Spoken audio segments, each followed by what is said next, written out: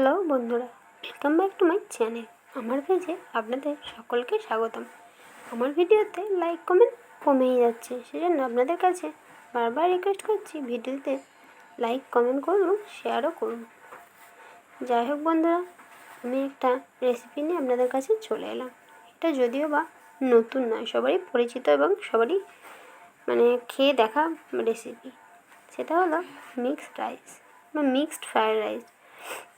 আমি নিজে এটা বানিয়েছি এবং আপনাদের সঙ্গে এবারে বানিয়ে শেয়ার করছি। চালকে ভালো করে ধুয়ে নিলাম।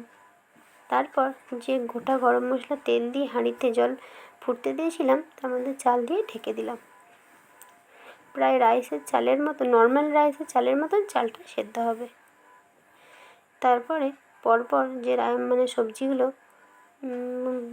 কাটা ছিল সেগুলো এবার ভেজে নেওয়া হবে। প্রথমে গাজরকে ভেজে নেওয়া হলো। তারপর এদিকে মাংস প্রেসার কুকারে সেদ্ধ করে রাখা আছে চিংড়ি মাছ ধোয়া। এরপর এদিকে শুধু তো রাইস মিক্সড রাইস খাওয়া যাবে না, সেজন্য একটু মাংসও বানানো হচ্ছে। তারপর ভেজে নেওয়া হলো বিনস। পরপর সব কিছু আস্তে আস্তে ভেজে তুলে রাখা হচ্ছে। যেহেতু বাড়িতে বানাচ্ছি সেহেতু একটু ফুলকপিও দিয়ে দিলাম। যেহেতু ঠান্ডার একটা আমেজ এসেছে, এখন শীতের ফুলকপি খুবই সুন্দর।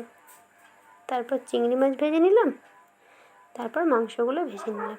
এরপর ডিম ভাজার তাওয়াতে করে ভেজে নিচ্ছি ডিমটাকে।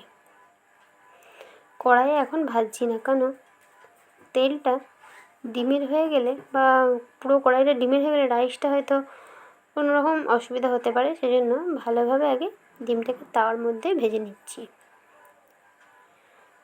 চালকে ভালোভাবে ছেঁকে নেওয়া হয়ে গেছে, ভাতটা। তারপর কড়াইয়ে যে বাকি তেলটা অবশিষ্ট ছিল তার মধ্যে একটু ঘি ঘি ওই পুরো ঘিটাই দিয়ে দিলাম। তারপর যে গরম মশলা হয় না, সেটা একটু দিয়ে দেব। তারপরে দিয়ে দিলাম তেজপাতা। তারপরে আস্তে আস্তে সমস্ত উপকরণ দেব কাঁচা লঙ্কা তো অবশ্যই দিতে হবে। এরপর নিজের মতন করে বানাচ্ছি, সেজন্য দিয়ে দিলাম পেঁয়াজ। রেস্তোরাঁ বা অন্য জায়গায় সবসময় এইভাবে হয় না, বা একই রকম খাবার কেউ বানায় না। তারপর সামান্য পরিমাণে দিয়ে দিলাম আদা রসুনের পেস্ট। নিজের মতন করে স্বাদের জন্য বানাচ্ছি। এরকমভাবে বানিয়েছি, টেস্ট খুব সুন্দর হয়েছে, সেজন্য এইবারও আবার বানিয়ে নিলাম।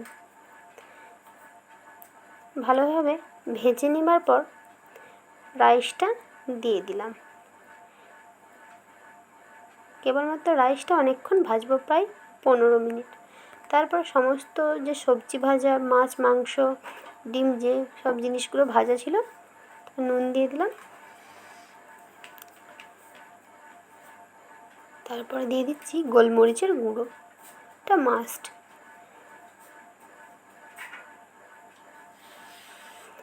তারপরে দিয়ে দিচ্ছি চিনি।